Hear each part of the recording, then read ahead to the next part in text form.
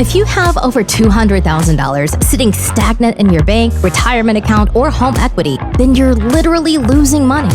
On this show, you learn how to get that money working for you consistently and conservatively. Learn to grow your nest egg with your host, Shawn Winslow. Let's dive in. Hey, Tommy, welcome to the show, my friend. Shawn, I'm pleased to be here. Huge thank you to having me on.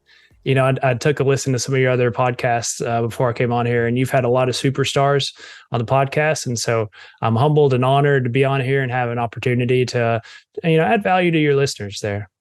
Hey, Tommy, well, thanks for taking time out of your day. And I'm sure you're going to add value just from the quick conversation we had before this. So I'm excited to get into this one.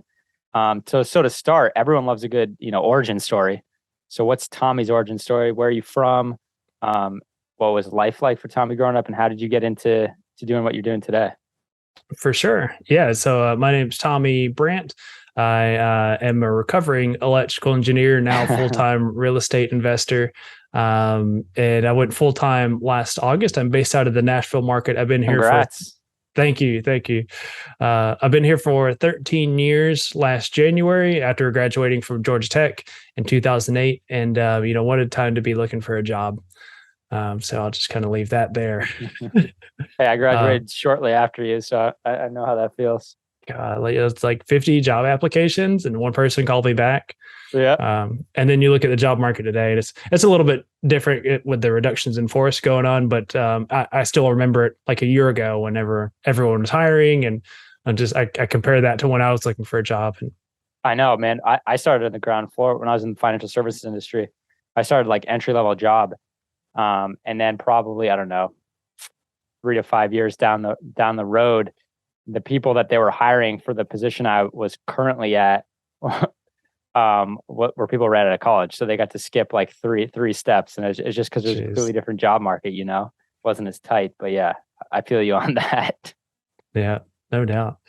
Yeah. And as far as how I got started in real estate, in 2006, I'll call it an internship, if you will, but I worked for a friend's dad who was a general contractor.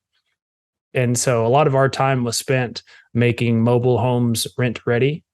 And so we'll call it light rehab, light renovation, light construction, whatever. So, but we're in middle Georgia, about 15% of the demographic we were servicing was post-eviction.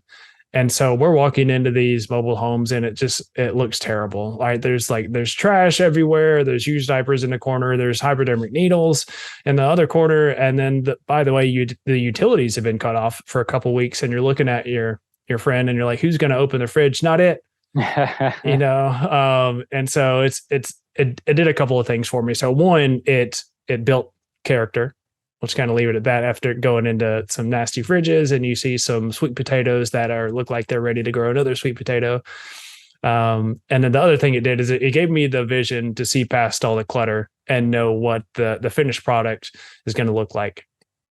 And so that was 2006. Graduated in 2008, like we talked about before. Fast forward to 2011, I've got some savings after being on an engineer salary for a couple of years, and I found a home that I just fell in love with. And I think if anyone looked at it today, they would be like, "You're crazy." It was a 4-bed, 2-bath, and it had a pool in the back. In-ground pool, and it all sounds great on paper until you realize that it had just been neglected. The pool was solid black. The house had a leak over the garage. There was a sweet little bulge in the drywall over the garage where there is a leak. Every square inch needed to be updated, and there some sagging parts in the subfloor and foundation and stuff like that. And I looked at my realtor and I was like, "This is the house I want." We call that value add, baby. probably not like most 25-year-olds, buying their first house, but so she was like, "Well, let me just show you around some other houses." She was like trying to shove other houses into my face. Like, take a look at this one. You don't need to do all that hard work that you're probably going to be doing. And so she showed me 5 other houses, and I kept finding myself comparing it to this other house and just really what the finished product would be like. Yeah, but it's missing this bit of character. I don't like the layout, compared to the other house, or it clearly doesn't have an in-ground pool in the back. Right. Yeah. Things like that. And so it was a short sale. I ended up closing on that one. It was a slow live-in flip. I rented out a bedroom to a colleague of mine while I was saving up every year for repairs. And so I would try to save up like $10,000 a year for flooring throughout the house, or painting every square inch, or a kitchen project, or a backyard hardscaping project, stuff like that. So every year I would just save up for a new big massive project, and I just waited for a storm so I could file an insurance claim on the roof. I was like, I'm not paying for that. Smart. And that's smart, man. House hacking with a value add component. Keep going though. For sure. Yeah. And so fast forward 8 years later, we get to where we liquidate that property. And then after that, it's kind of true what they say, more money, more problems. I was like, what do I do with this? And I'm like the world's, slowest learner, I feel like, but I'm like, I just clearly generated a bunch of wealth in real estate. You would have think I just immediately would just look into real estate and do stuff. But it took me a while to come to the conclusion that, all right, like investment real estate, not just like being in it and fixing and flipping, like look at investment real estate. So I came across Rich Dad Poor Dad shortly thereafter, the Bigger Pockets community, and just trying to understand like what to do with this type of stuff. And I guess the level of capital that I was at, there's a lot of questions of, how much money do I need to save for my first home? And I was like, I'm in a different place. And so I immediately bought 3 single family homes within a 6-month time period. They were actually all off the MLS in 2020. But I really knew what my buy box was. I was like, I want it in this county, in this national submarket. Price needs to be this. It needs to rent for this much. And then after that, it was just speed, just acting with speed. And so I closed on 2 on the same day. And then the third one was, a couple months after. I took a look at my net worth calculator and I was like, what do I, how am I looking? And I really wasn't, I compared it to the trajectory that I was on based off of the timeline where I wanted to have, a certain amount of passive income. And I was just like, I'm not really on track.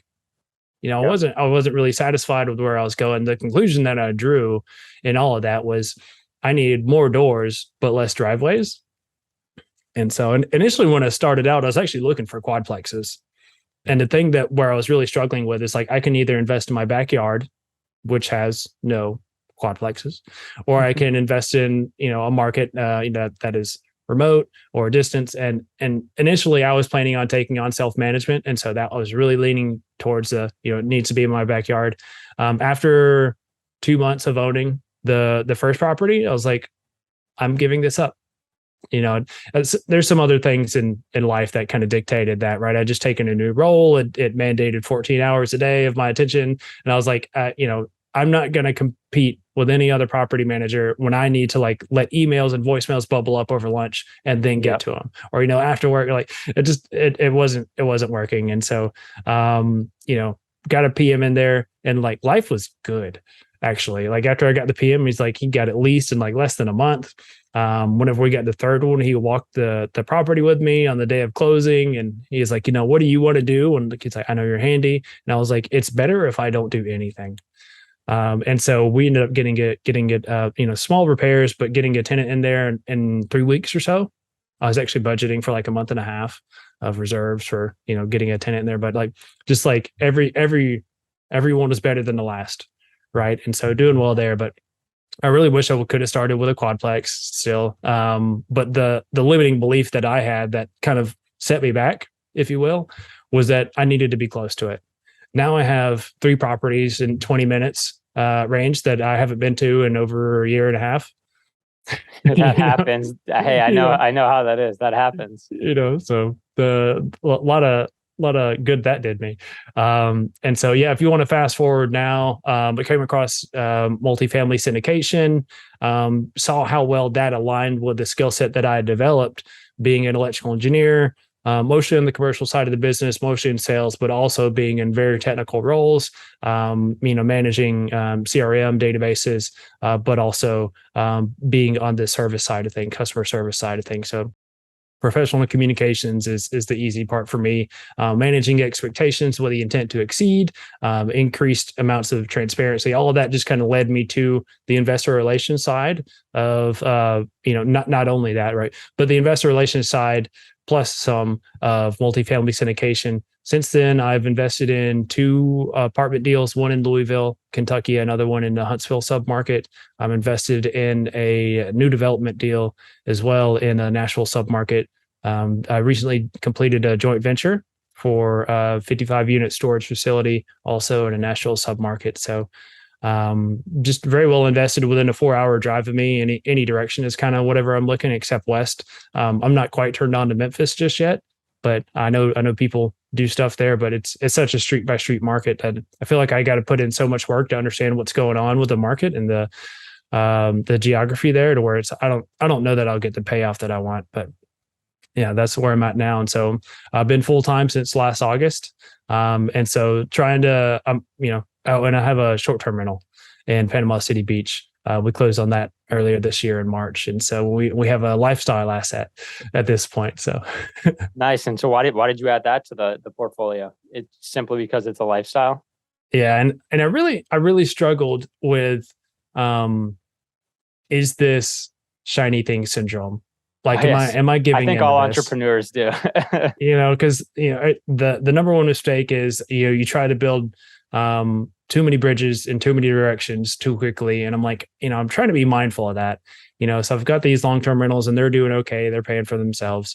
The apartment deals I'm invested in are great, but and we started doing direct to seller at the turn of the year for multifamily, and so we're getting our lead funnel. We're looking at hundreds of properties a quarter. But at the end of the day, like once you get your systems and processes and team built up, people selling apartment complexes, it's not on my schedule. We're getting pretty good response rate, but it's on their schedule.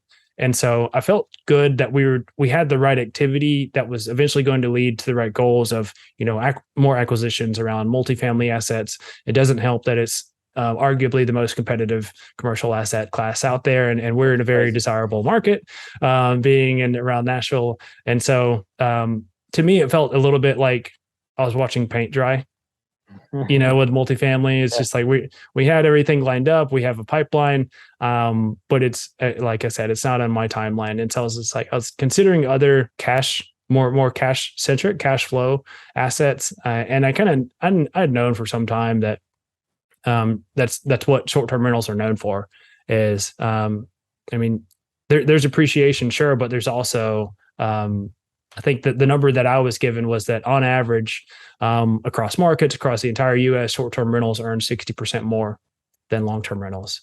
It's all market by market. There's tons of disclaimers in there, right? But I was just like, is it really? And then I started looking at AirDNA. I started looking at Rabu. And my parents are retired and they live in Panama City Beach. And what's a guy in real estate do when he's bored? Right. He starts looking on Zillow and poking around like, what is this trading for? What is this trading for? And so found some pretty affordable neighborhoods in the Panama City Beach market that were a block off the beach, built in 1980.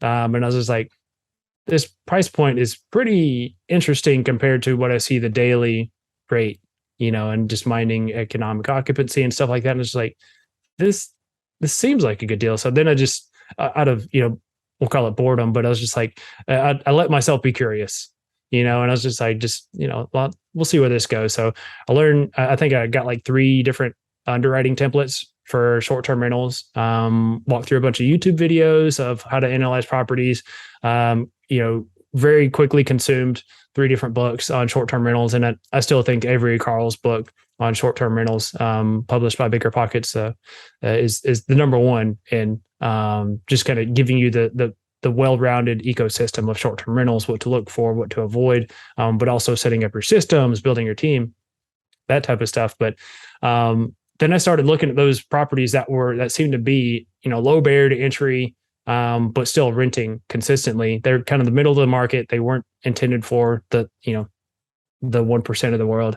And I was like, okay. And then we still had money left over from us whenever we liquidated that property in 2020. So I was like, you want to try this?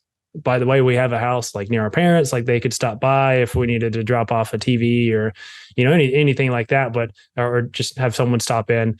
But yeah, so I have no problem like trying something with my own capital. I know we talk about investor relations and other people's money, but it's like my tolerance for risk is a lot different than what I would be with other people's money. Right. There's some people that are not that way. They're just like, hey, this looks interesting. I'll take anyone's money, whether it's mine or other people's, and that scares me. I don't want to interact with people like that, But it's just like let me try this first. And then there's so my wife still works at her W-2 job, and there is a world where we're like, if we get 10 of these, right? There's a world where that offsets her income is her W-2 income. And then she's now is full-time in real estate. And maybe we start building up a property management firm. I'm not too interested in arbitrage, but if it could get to the point where we're coaching people on how to analyze properties in our market and we end up managing them, right? That's kind of like what I thought. Like, I was like, if I wanted to build a business and I wanted to play entrepreneur and something else, right? I saw the path forward for that one. But right now, we're just trying, all right, let's do one. And so we've had that one since March, and July alone, I think we earned like 4 times debt service. Wow. In July. Wow. That went bonkers. It was just like, 31 days in July. There was one day that it wasn't rented. Crazy. And so when you consider slowdown with everything that's going on. Yeah. And I'm a big proponent of, if other markets did have slowdown, right? Markets that you had to fly to, or, they were, luxury properties. I've heard of really, really large properties struggling. And so, but I have a middle of the market product, and I have a middle of the market, right? It's a drivable place. You can get there in 8 hours for, maybe the bottom part of Kentucky, but Kentucky, Tennessee, Alabama, Georgia, like a lot of people congregate to that market. And so, yeah, so it's been pretty resilient so far. So I'm going into the slow season. So I'm trying to be mindful that I'm probably going to need more reserves than I would normally. One of my friends that manages, and he's gone through a July experience or a January experience, but he's like, in January, it's a race to the bottom. But our plan was, why don't we live there in January? Right. I think we had snow 6 times last year in Nashville. People think Nashville doesn't get a lot of snow and stuff like that, but we had snow 6 times last year, and man, I was tired of that. I was just like, again, like, we gotta get out this mop, or not this mop. We gotta get out this brush or something. I don't even have a snow shovel. I'm like, snow shovel in Tennessee? You kidding me? So, I had these things that I was like, these brushes that I used to clean my garage. I was like, it's taking me forever to get snow off the driveway. I'm just like ill-equipped to handle that stuff. And so, as I'm sure most people in Tennessee are. For sure. My wife was from Chicago, and she's just laughing at me. I'm like, it's so cold. And she's like, you don't know cold. Yeah, you don't know cold. Well, man, any tips for anyone that would be interested in the short-term rental? Like what to look out for, or what they should be doing that maybe they wouldn't even think of? Yeah, the short-term rental space has been interesting. I think when it comes to, I'll give a tip for a couple different aspects of it, but one tip when it comes to underwriting is that, so if you go on AirDNA, you're going to get estimates. I guess the thing I don't like about AirDNA is it gives you the market's average daily rate, and then it gives you occupancy, 75%, 70%, whatever. And I think generally speaking, a lot of people will take those to multiply them together times 365 and say, this is the gross income I'm going to get from my property. But when 80% of the market are luxury condos on the beach, right? Average means something a lot different than when you're buying an asset that's a block off the beach. That is not that got to get those rates and command that. So if it had stuff like median rents, I'd be more interested in stuff like that. But there's so many outliers that the word average gets skewed. I also have a data scientist background, and so I'm very mindful of like, how are things being sampled, and like, are they using median versus average? And I'm super sensitive to outliers and how they can affect the data set. And so with that in mind, I think so far Rabu has probably been superior. RABBU. And that's online, right? Yeah. So that's where you're just putting in your address, and it says this is what we anticipate gross income to be, plus or minus that, 90%, 110%, but for the most part, it's fair. And so, but the gross income does also include cleaning fees because there's no way for them to take it out of the reporting and stuff like that. And so, there's just a lot of holes where people could miscalculate something, especially if they are taking other people's money into something. So I would say if you're going to try out anything, try it out on your own. Test it for a full year, a full season, before you start saying, all right, I'm going to get 5. Right. If I'm listening for what are the most mistakes people make in the short-term rental space, it's that they go too big too fast without knowing what full season looks like, without knowing what to do when the HVAC goes out while a tenant is in there, or whenever they have a roof leak while a tenant is there and they need to displace someone. Like those are like the oh crap moments is what people need to be prepared for whenever they have multiple units like that. So, be over prepared for something like that. So that's kind of on like the underwriting side. But as far as like, I actually presented to my former workplace last month on the secret formula to how you have a vacation home pay for itself. Oh, let's hear it. And so I guess generally speaking, if you can self-manage, that is the way. I would argue that 99% of the front-end marketing can be automated. So for example, you get your listing in order, you get your photos in order, and then you just let it bake. All right, you're putting those things in the oven until the timer is up, and then someone is going to book something. Airbnb, VRBO, it kind of helps to be on as many channels as you can, but you can get those going. I have a property management system that syncs the calendars together. And then I have my smart locks that are on the property. My property management system takes the last 4 digits of whoever books, makes that the code, right? So it's easy for them to remember. What's the name of that management software? I use Guesty for hosts. Okay. And then I use Remote Lock, just for like kind of my lock management system there. But I think Guesty for hosts should do everything you need for something like that.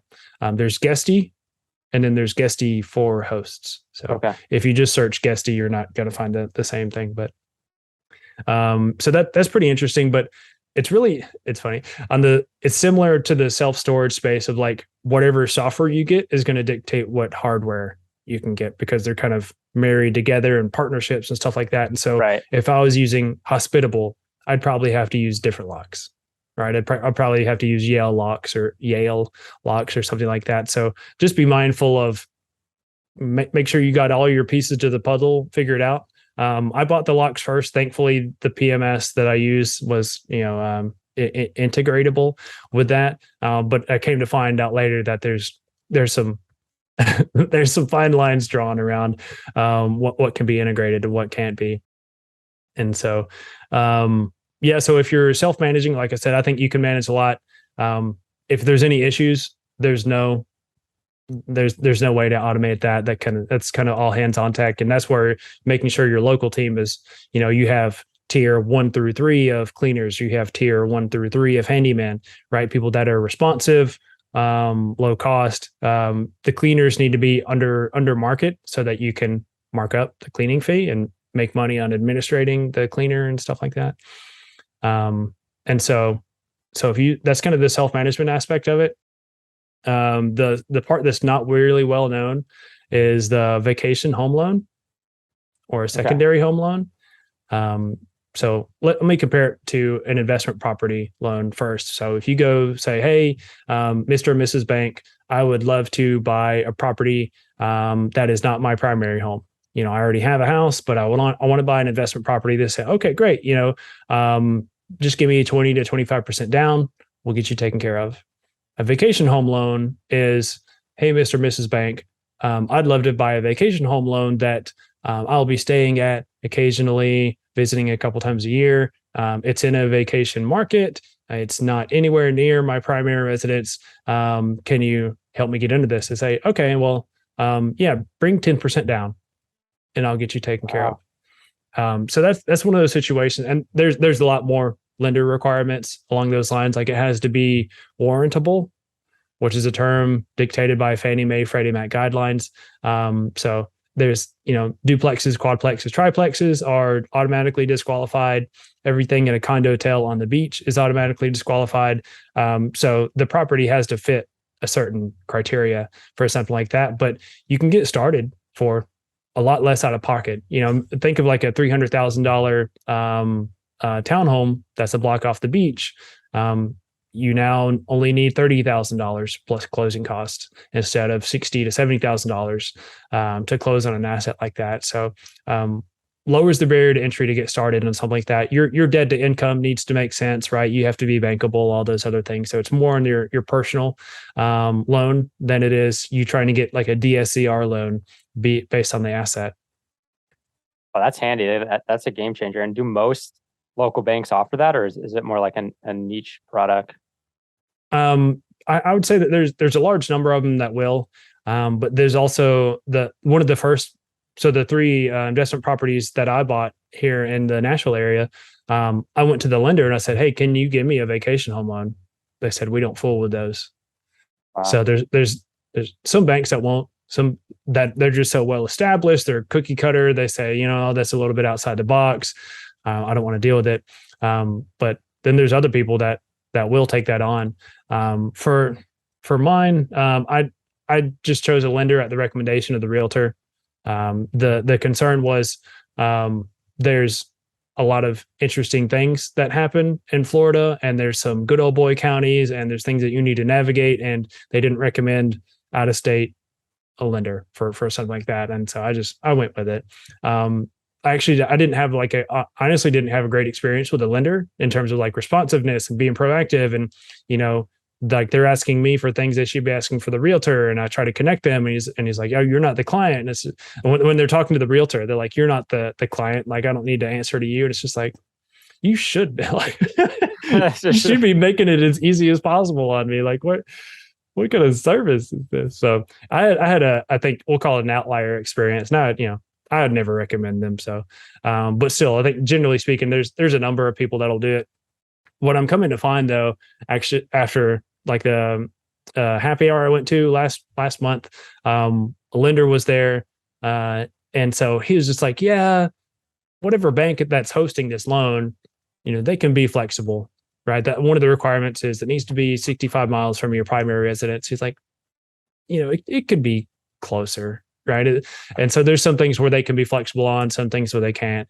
And so it's pretty interesting. I've heard of some like credit unions in Tennessee that will even do 5% down. Oh, wow.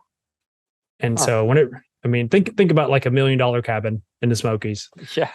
Right. If you bought it as investment property, you need $200,000 to $250,000 to take it down. If you bought it as a vacation home, right, you need $100,000 plus closing costs. It blows my mind to think that you could get into a cabin for $50,000 plus closing costs. Yeah, and with with how much cash flow these short-term rentals bring in, like that still makes sense, right? Now, if it's a long-term rental, that probably wouldn't with that type of leverage on that size property, but with short-term rentals, it still makes sense, which is a game changer. For sure. So how many do you own right now? Currently just one? Yeah, just one. Testing out the waters. I told myself I wouldn't get a second or a third one until we had gone for a full year on this one. So, I'm, like I said, I would be nervous for January if I wasn't planning on staying there for the majority of the month. Spring break starts to come online in March and April and stuff like that. And I'm a little nervous, but I think it's high school spring break in April or March, and so I can just kind of say, your parents need to book this type thing. No one 21 or under, that type of thing. I think that'll kind of self-filter a lot of the hoodlums in there. Yeah. But yeah, we missed spring break last market, and I was like, dang, like we'd actually been making offers since December, and we were under contract for 3 before we closed on 1. Yeah. That's been a crazy market. And then there's the fact that everything takes longer to close than you want it to, or everything takes longer than you want it to for the first of any new type of business plan or investment strategy and stuff of that sort. So it took us every bit of a month and a half to come online, and we really didn't even need to replace much furniture, but it was just like, all right, we need to go down this weekend, get this place fully stocked. Oh, by the way, we missed this thing. Oh, by the way, we missed this thing. And so we had over a month and a half. We went down from Nashville 3 different times. And, interviewed a number of cleaners, found one that we just fell in love with. We had, tried a number of handymen, found one that we fell in love with. And so far, so good. Amazing, man. So what is TV Capital Group focusing on now?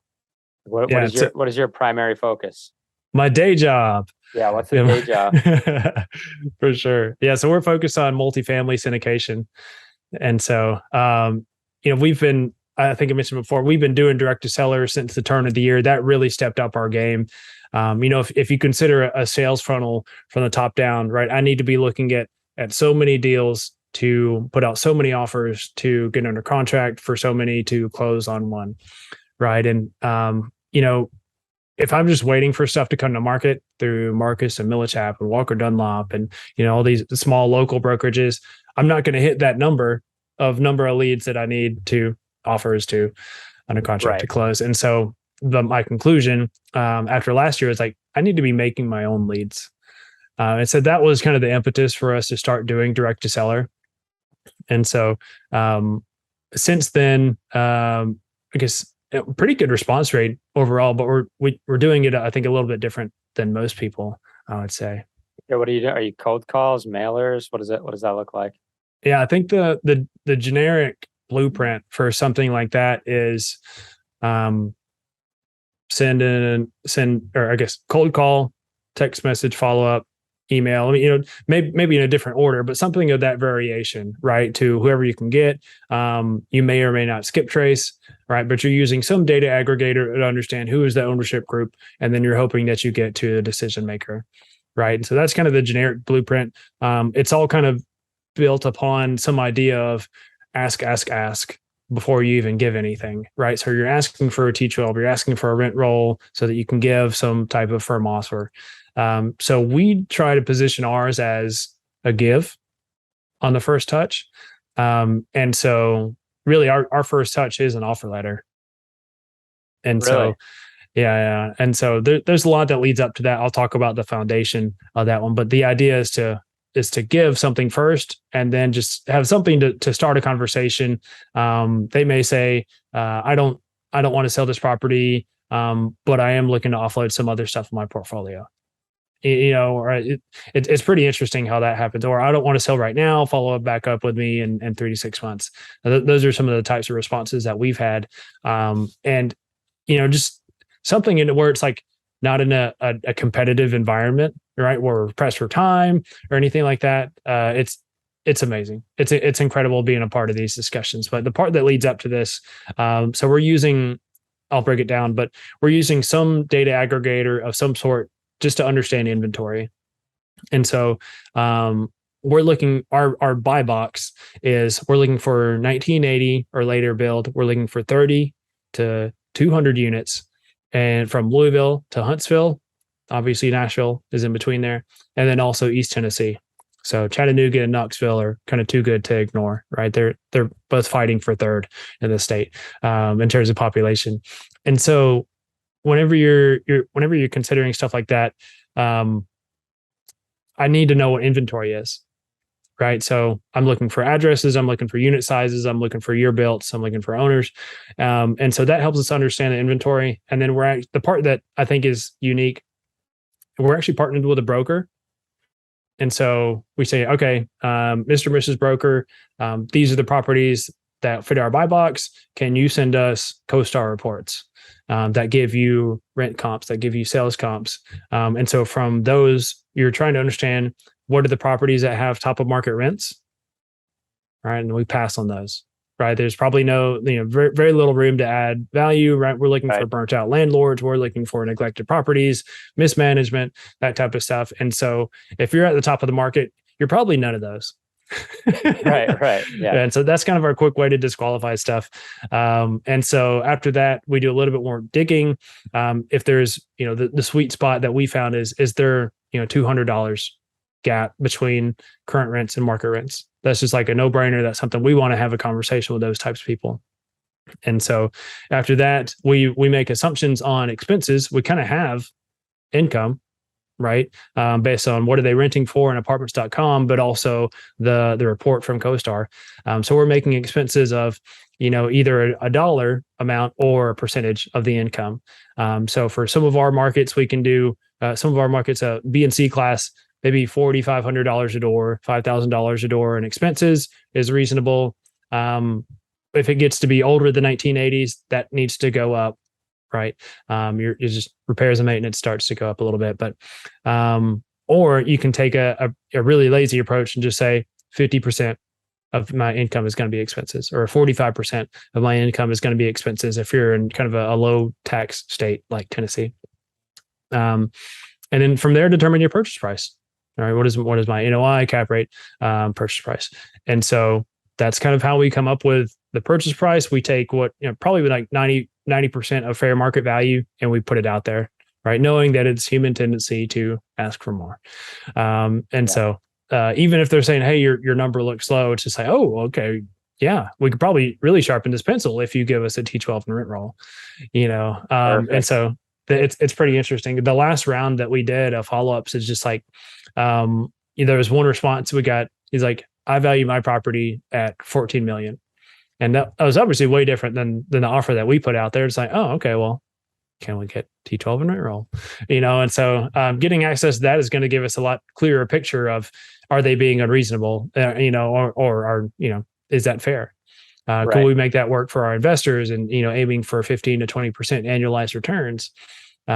So yeah. And by the way, I'm not competing with a whole nother nation of people that want to get in the national market. Right. Now that's smart. Especially in a hot market, you got to set yourself apart. And like, to your point, the top of your funnel is what needs to grow in order for you to, submit the amount of offers you need to submit to actually get a deal closed. So are you getting this? You mentioned CoStar. Is that the primary source where you're getting this, or are you using like List Source or something like that to generate the actual list you're going off of? Yeah. So I'm giving away all my secrets here, but and this is actually a great tip for newbies and anyone that's just starting out. But we use a program called Reonomy.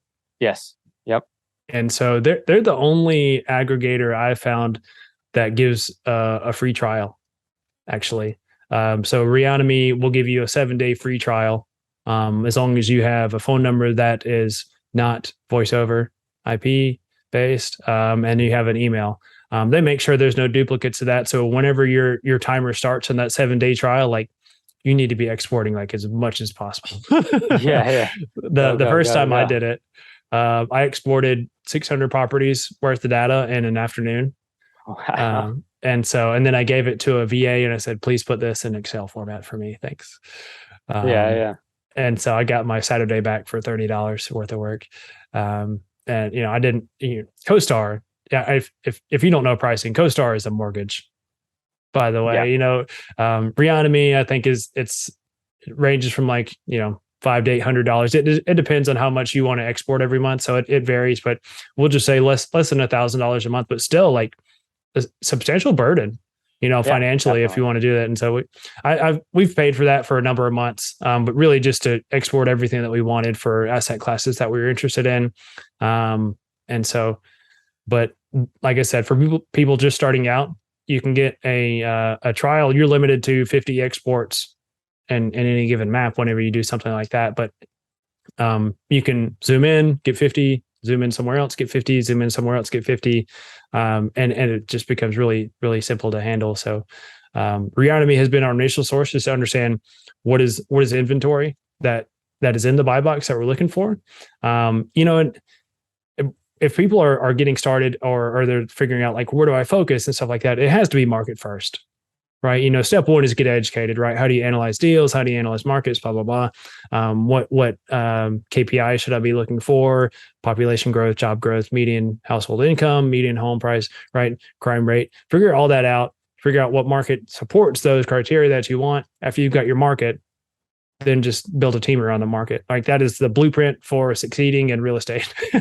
Yeah. And then after that, that's where the fancy apps come in, where you're exporting data and stuff like that. Oh man, you gave some nuggets. I appreciate that. That's I've had a few people come on and talk direct to seller, and it's never been like that. Like that makes a lot of sense to first how you define the criteria and how you're reaching out with a give and not a take.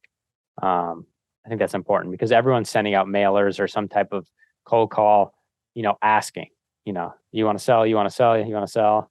I like that. And then it elicits some type of response. And then you can dig into if you want me to sharpen my pencil, you send over rent, row, and T12, and then we can get going. So that's smart. I like that a lot. And so you've been doing this for about a year? Full time. My 1 year anniversary was August 1st. We've been doing direct to seller since like literally Jan 1. Okay. So we're talking about 8 months, almost full 8 months. Yep. Oh, that's awesome, man. For sure. I think we've 800 properties total that are in our markets that fit our buy box. 200 properties where we've gotten CoStar reports from, underwritten, and we've offered close to 70. Wow. But as part of just the direct to seller stuff, we've put out over 60 offers, and had some really interesting conversations. So, one conversation, for example, was, I don't want to sell this property, but I have some other ones I want to offload this year. Come to find out, they have like 10 properties in Tennessee. They've got like 6 in the Nashville area, 2 in the East Tennessee. And we're just like, okay, like let's keep this conversation going. Like me and my partner, like we actually went walking them. We went walking 2 properties every weekend for like a month. And we're just like, these are nice.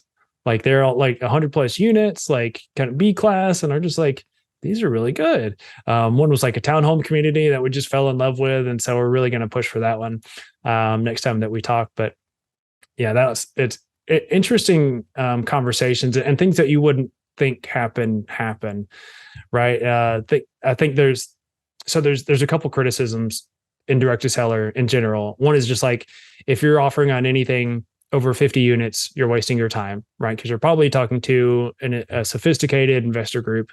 But us putting offers on the 100+ unit apartment complex is what led to more 100+ unit apartment complexes, right? They said, hey, this is our portfolio. But so much of it can be timing, right? 100%, yeah. There's like 4 apartment complexes that I know of within a 30-minute drive of me where they've had buildings burned down, right? And how many of those owners do you think are just like, I want out. I don't want to deal with this. Like, oh my gosh, it's crazy to think about. There's 2. I was talking to a commercial insurance guy here locally, and he's like, I've had the same building burned down twice at the same apartment complex. And he's just wow. like, we're more or less like not even making money on this property anymore as an insurance company. He's like, we're negative. we're gonna have to hold him for years, and like increase his rate so much. And then there's a couple also, just like on the way to Nashville, there's like 2 others that I visibly saw like a charred part of a building. And I was like, okay. And my partner's like, yeah, I know about that one. There's also this other one that, had a building burned down. So much of it can be timing, right? Where it's just like, if someone tells you no and you stop there, you're leaving something on the table. And so, but also like the size, the limiting belief on size, I think, it's free marketing, right? It's free marketing, right? It's even like a form of networking to get in touch with other apartment owners and like, maybe we can just have a coffee, see how you got started. Like, do you need help? Like, does your son or daughter need tennis lessons? I used to, play a lot in high school. Like, just there's a lot of creative ways that I think people undervalue themselves that they could add value to someone else. Given that real estate business is a people business, yes. At the end of the day. I was to that point, that's what I was gonna follow up with. It's a form of networking, and that's what this business or any business is about. It's not about who you know; it's about who knows you.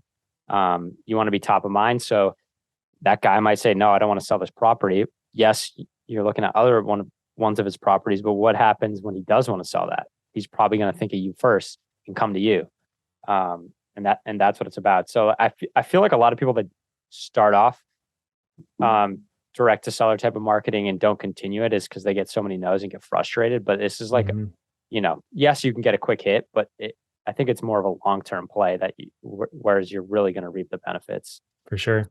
Have you scored anything yet based off of this? Just at this point, no. Quite honestly, which is on one side it's frustrating, but on the other side, like the relationship that we're building up with a broker has actually led to, I think there was like 2 or 3 pocket listings that have been sent our way. One we had access to earlier this year, and another one we are the best offer right now. So I think ask me again in 30 days and we may be under contract. So in terms of the relationship that's being built with the broker, like there's a lot of intangibles that come out of doing this. One is experience. One deal and, can pay for it all too, And so, and the other counterpoint to doing this, or the other criticism to doing direct to seller in this manner, right, where you're just throwing a number out there, is if I'm saying, hey, Mr. and Mrs. apartment owner, I'll buy your apartment for this much. Right. I think that, generally speaking, someone else would want to come in and say, hey, what would be the amount that you would walk away from this apartment and give me the keys, right? You would want to feel them out. But if the criticism with me doing it this way is they're going to figure out how much a property is worth, and then they're going to go to a broker and say, hey, can you help me push price on this one? I think my place is worth this much. I have people willing, offering me something like this. It's an informal appraisal, blah, blah, blah, blah. And so that's why we don't push price too high, right? We offer 90% of fair market value. But also the other thing is we're doing it through a broker. So it's like we're giving them the tools that they need, even if they did want to take it to market. And it's just like, if it came to one of those situations where it's like we weren't their buyers, which is plausible, right? I got to think that, there's a world where the universe gives us something else in return, right? Maybe not in the way that we think it is, but it's kind of the idea between around adding value and like the universe's response to doing that. And so in real estate, I would say, right, is there some way I can add value to you? Is there some way I can add value to? And so I'll have tons of lunches with people that really don't have anything to offer me, and not an issue. I will do that all day, every day, as much as I can. That's why I love investor relations. I just want to hear like where they're at, and I want to check in with them, 3 or 6 months from now, and say like, did you apply anything that you learned? Like, please say yes. But even if there's nothing they can do, I know there's going to be return my way in some form of, oh, I have a realtor friend that wants to invest in real estate or needs to shelter their income. Right, they could really benefit from cost segregation or something like that. Do you know of anybody that's doing stuff like that? I'm going to chomp at the bits and say, oh, I know a guy, that can help them out there. And so I'm always about adding value to people, regardless of what's in it for me. Same way with this stuff, right? If they end up brokering a deal and I'm not a part of it, I'm not going to expect a kickback. But there's going to be some intangible way that I benefit. Yeah, the law of reciprocity. But I feel like if you're going to direct to seller and they're then conversing with you, there's probably a good chance that they don't. The reason they are is they don't want to go to a broker. Obviously, you might come across a few that would, but yeah, that's awesome, man. All right, we're coming to the top of the hour. I don't want to take too much more of your time. But first, where can listeners find you before I ask the last 2 questions? For sure. Yeah. Thank you so much, Shawn. And this is Tommy Brant. And so I am on Facebook and LinkedIn, and that is Brant as in BRANT as in Tommy. And so check me out on Facebook and LinkedIn, also tbcapitalgroup.com. If you go on there, there's actually a little gift for your listeners. I wrote a book that is very data-driven and detail-oriented. Sue me, I'm an engineer. Can't help it. It's the Passive Investor's Guide to the Multifamily Universe. So if you want to learn a little bit more about that, or just find what I think are some pretty interesting data points on different comparisons between conventional assets to alternative assets, and then comparisons between single family, multifamily, and then comparisons between all of the commercial assets in general. I think there's going to be some intriguing information in there for your readers. Awesome. I appreciate that. And listeners, definitely go check that out. I think I'll do the same. All right. Final 2 questions. First one has 2 parts, and that is, why multifamily to build wealth or to get you to your goal, your ultimate goals? And part B of that is what kind of life has this afforded you? For sure. I love that. And so I'd say, if it was through experience that I concluded that multifamily was the way. Really, I know after my first 3 single family homes, I might have alluded to it before, but my conclusion after a couple months after that experience was my passive income isn't scaling effectively. My net worth isn't scaling like I wanted it to. And my conclusion was I needed more doors, less driveways. So I needed the scaling effect. I needed to not have to build a team around every single property every single time I get one. And so I would say, generally speaking, the ability to scale quickly and effectively led me to multifamily pretty organically, I would say. And Awesome. Remind me of the part B. Yeah, like what type of life has multifamily investing, provided you in your life? Sure. And I'll generalize that a little bit, but just real estate investing in general. Yeah. Although I am very heavily invested in multifamily, I think just 350 units plus invested in multifamily only. And so, Awesome. but it's pretty incredible. And so the kind of life that this has afforded me, I'll just give an example. But there's 5 freedoms, right, that everyone needs to be ultimately freedom. There's people freedom, people that you want to hang out with. There's geographic freedom, where you can go anywhere you want. And then there's time freedom. So being able to hang out with who you want to, where you want to, when you want to, and then financial freedom. And there's a 5th one, I forget it. But and being financially free, being able to afford all the other 4 freedoms, right, and live the life that you want to. I'm going to put a big emphasis on geographic freedom. My wife and I actually got back from Cambodia 2 weeks ago. We got back from Cambodia this week, actually, after being in Cambodia for 2 weeks. And so my long-term rentals were taken care of. The apartment deals were running themselves. The rest of my JV team I was interacting with, albeit on a 12-hour difference. I was taking care of the short-term rental taxes that I needed to file for, talking to tenants, albeit on a time difference. But I was managing the real estate business regardless of where I was. And so I'm well on my way to ultimate freedom. But just having freedom of geography is critical for me.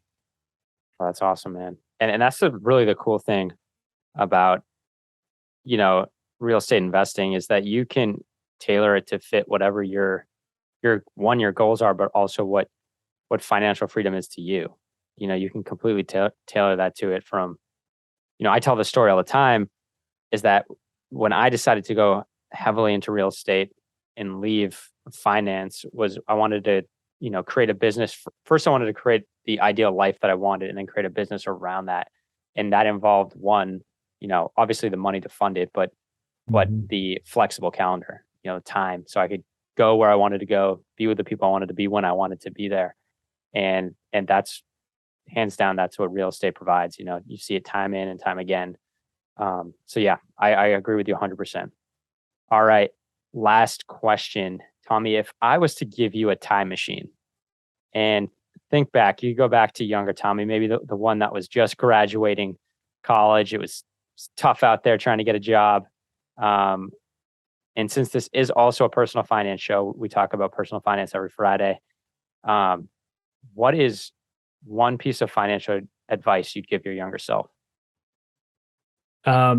This is very specific to me, but I would have taken a HELOC on that home and bought other homes, other rental properties. I had dead capital in my house for the better part of a decade. So that was probably the thing I would do differently had I known, how to analyze rental properties, how to build a team, how to afford a property manager. That's kind of the specific thing. But generally speaking, I wasn't educated, right? So I should have been. I think at some point I was, fat and happy and complacent. So I should have put more of an emphasis on being a lifelong learner, right? Always being curious and giving into the curiosity, but also being genuinely curious. I think extends into networking as well as, competency. And I love that answer. I wish I had done that earlier too. Wish I'd bought earlier and then tried to scale faster. We all wish that, but Tommy, thank you so much for your time today, man. I appreciate it. I know you're a busy guy. You shared a lot of tips and strategies that people can put to use today. And I hope they do. To your point of, did you actually use it, what I told you? I hope they do. So thank you. All right, listeners, thank you for tuning in. And as always, easy doesn't pay well and instant gratification is self-destructive. So get out there, work hard for your money, but also have your money work hard for you so you can create the life of your dreams and make the world a better place along with Tommy and I. All right, catch you on the next one. Hey, this is Shawn Winslow. After being in the financial service industry for years and having candid conversations with good people just like you, I realized that so many of us are wanting an investment strategy that provides solid returns and consistent income without the bumps in the road. There's little known secret that your financial advisor doesn't want you to know. There is an investment out there that is less volatile and the returns are stronger. Get more details by going to greenbriercg.com and clicking on the free e-report. And by the way, if this show has provided you any value, then feel free to leave an honest written review and of course share it with a friend who needs it. See you next week for another great show.